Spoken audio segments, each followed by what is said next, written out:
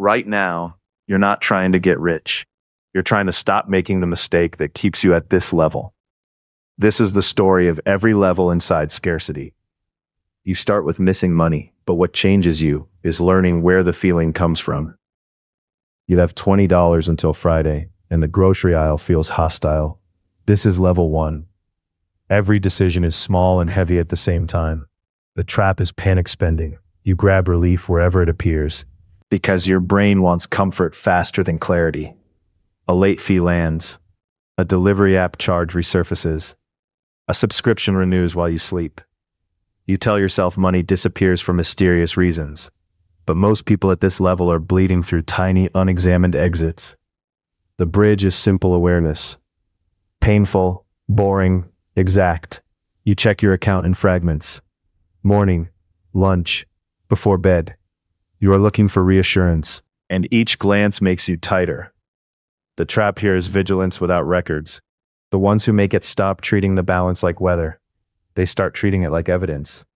Then comes level 2. You can cover the week barely, but one bad afternoon still knocks over the month. Your wallet works like a patch job.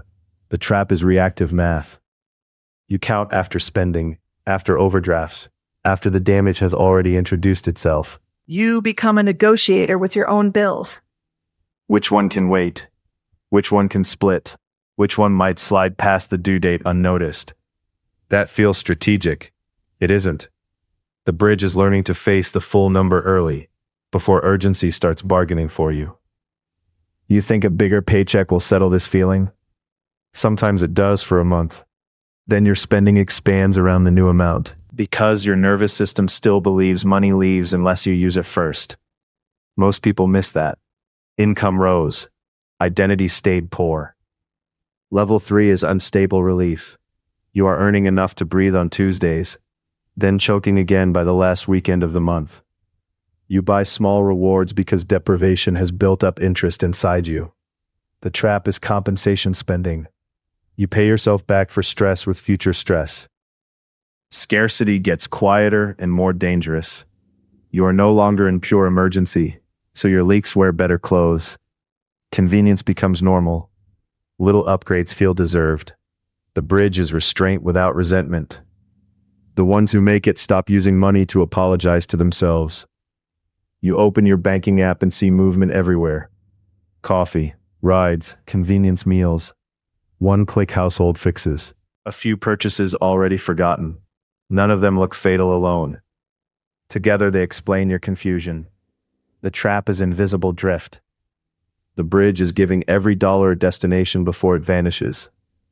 Then you enter level 4. The bills are covered. There's even a little left over, which should feel safe. Instead, you feel exposed. Scarcity has trained you to distrust calm. The trap is self-sabotage through random generosity, random treats, random yeses that fracture your margin. This is the level where many people stay for years. They are functional. They are tired. They look stable from the outside and privately feel one repair away from collapse.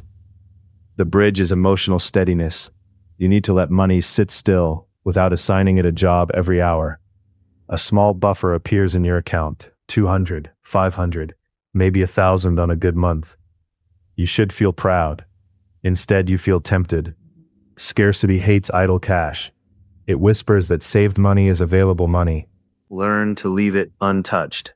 Level 5 is the first real shift. You still remember the panic clearly, but it no longer gets first vote on every choice. You can look a week ahead. You can think before tapping your card. The trap is overconfidence. Early progress makes people sloppy in ways desperation never did. At this stage, you often make a clean month and ruin the next one. One trip, one sale, one loose weekend with friends. And you act as if the whole system failed. It didn't. The bridge is repetition. Quiet consistency beats dramatic resets. Most people think discipline feels powerful. In reality, it feels plain. You pay the bill on time. You move money before spending starts. You skip the purchase and nobody claps. That is how the next level begins. Less emotion, more recovery speed when you slip. Level 6 is controlled breathing. Your money finally starts arriving with instructions: rent, food, transport, emergency reserve. A little room for living. You still feel old fear flare up, especially after an unexpected expense. The trap is thinking fear means failure. It only means memory. This is where your relationship with time changes. You stop asking whether you can survive the week and start asking whether next month is already funded. That sounds small. It changes everything.